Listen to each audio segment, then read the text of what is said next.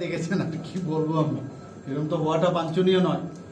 তো দেখছি এখন যাই কি করা যায়, কারণ গণতন্ত্র আমরা চাই সবাই ভাগিদারি থাকুক, কিন্তু সেটা যেভাবে এখানে ওরা প্রদর্শন করেছে সেটা অত্যন্ত দুঃখের এবং পরিতাপের বিষয়।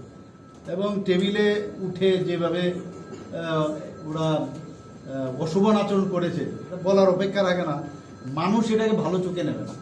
কারণ বিধানসভা হচ্ছে একটা পবিত্র জায়গা। তো যাচ্ছি, এখন যাই, দেখি রুলস দেখে চিন্তা ভাবনা করবো কী করা যায়।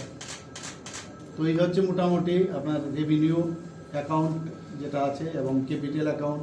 টোটাল রিসিপ্ট আমরা কত করেছি, প্রায় 27,043.1 কোটি টোটাল রিসিপ্ট আমরা আমাদের বাজেটে আমাদের বিভিন্ন খাতে আমরা পেয়েছি। এবং টোটাল এক্সপেন্ডিচার এই বাজেটে সেখানে 27,654.4। ছাত্রীদের জন্য বরাদ্দ আমরা রেখেছি 3 কোটি টাকা।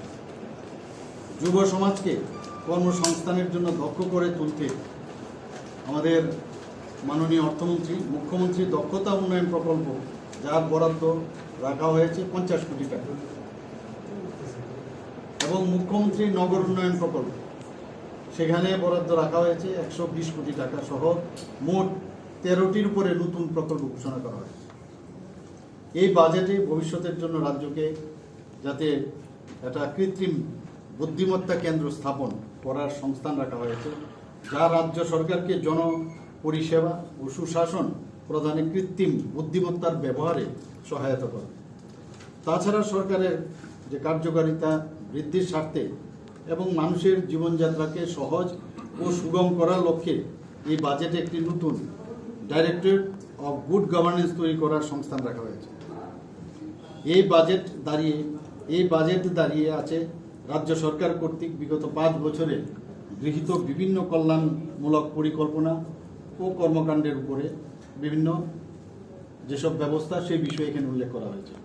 বিভিন্ন সামাজিক অর্থনৈতিক পরিকাঠামোতে বিনিয়োগের ধারাবাহিকতা বজায় রাখতে এই বাজেট মূলধনী ব্যয় অর্থাৎ ক্যাপিটাল এক্সপেন্ডিচারে জোর দেওয়া হয়েছে। এই বাজেট 5,350 কোটিরও বেশি টাকা মূলধনী ব্যয় হিসাবে বরাদ্দ করেছে রাস্তা, ভবন, হাসপাতাল, স্কুল, অফিস, বিদ্যুৎ ও সেচ খাতে।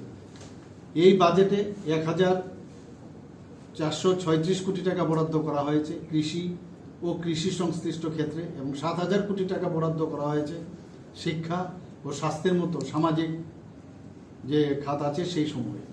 তাছাড়া এই বাজেটে রাজ্যকে স্থায়ী বিকাশ ও সমৃদ্ধির পথে পরিচালিত করতে নিঃসন্দেহে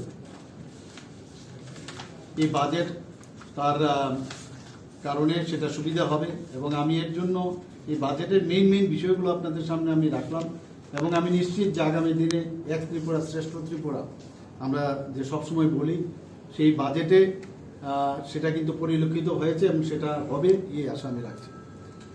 ধন্যবাদ।